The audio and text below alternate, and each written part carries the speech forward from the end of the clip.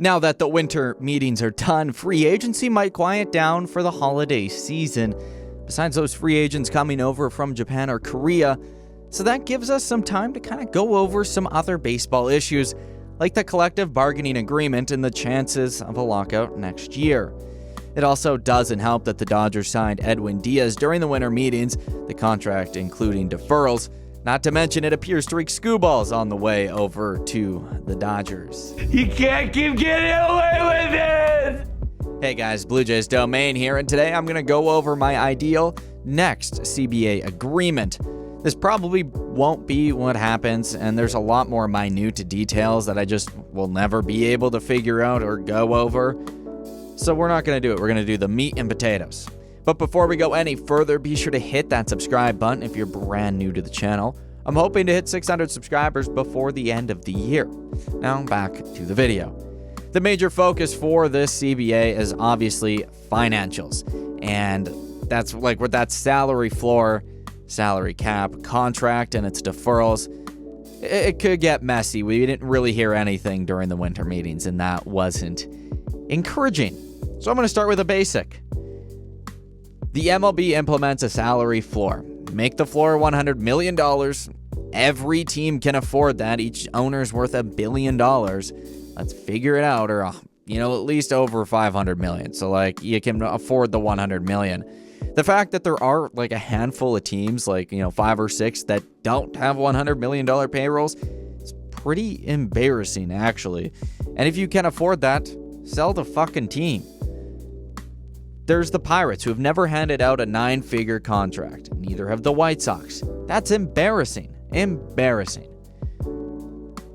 Those teams are worse. I'm not saying those two specifically, but just the teams in general that refuse to spend.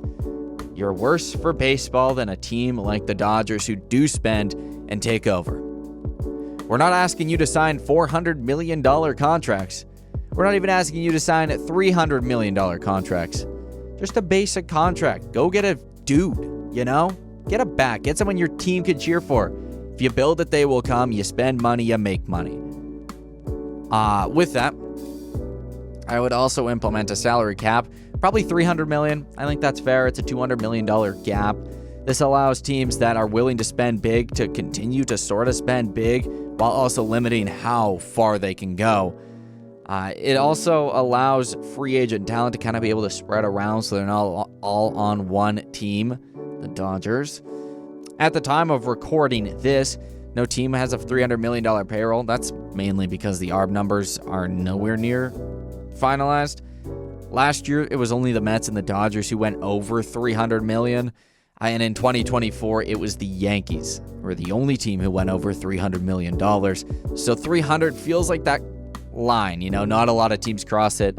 I think you can do it and not have to have teams like the Dodgers ship out half the roster. It's a reasonable number. Again, it gives the $200 million gap between the floor and the cap. Dave Roberts even said he's fine with a salary cap as long as a floor is implemented as well. You know what? I'm all right with that. I think the NBA's done a nice job of kind of revenue sharing with the players and the owners. But if you're going to kind of suppress spending at the top, I think that you got to raise the floor to make those bottom feeders spend money too.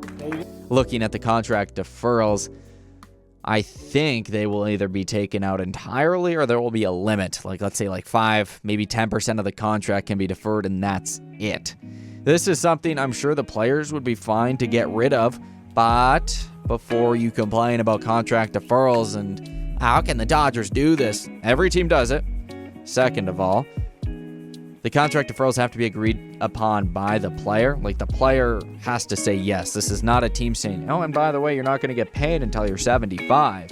This is, hey, are you okay with this? And the player's like, yeah, why not? Shohei Ohtani actually offered to defer 98% of his contract.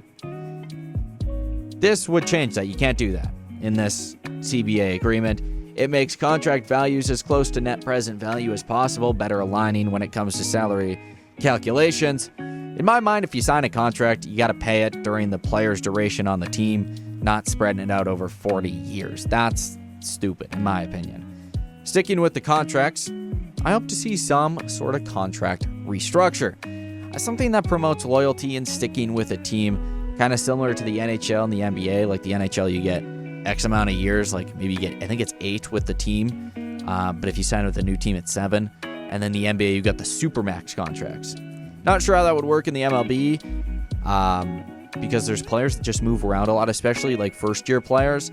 I think for this exercise, the contract rules would be if you break rookie eligibility with a team and you're still with them come free agency, you can sign this quote-unquote mega deal. So like Tariq Skubal and the Tigers, for example, the Tigers would have the ability to offer some mega deal that no other team can offer, whether it's in length or in term. For this purpose, let's say a team pursuing Skubal in free agency can't offer more than an 8-year deal, but the Tigers, the team who broke the rookie eligibility with him, can offer him 10 years. If Tariq Skubal is traded to the Dodgers can't offer the 10-year deal. It'd be 8, cap. Maybe a step further, the AAV for both caps at 40. So the AAV can be similar, but the length would be different. Or, maybe it's 35 is the cap for the other teams, but 40 is the cap for the team trying to retain your service.